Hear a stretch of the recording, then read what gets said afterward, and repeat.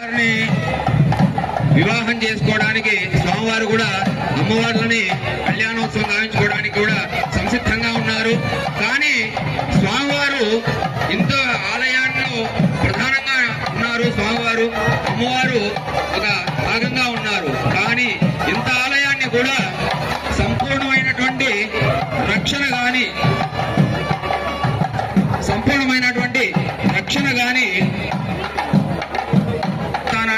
సరిపడ ఖర్చులు గాని స్వామివారి యొక్క శోభకు గాని అందానికి గాని ఇవన్నీ కూడా ఎక్కడి నుంచి వస్తాయంటే అమ్మవారు సాక్షాత్తు ఆదిపరాశక్తి రూపంలో ఉన్నటువంటి శ్రీ మహాలక్ష్మి రూపంలో ఉన్నటువంటి సిద్ధలక్ష్మి దాయారు అక్కడి నుంచి కూడా అన్ని స్వామివారికి అందజేస్తూ ఉంటారు.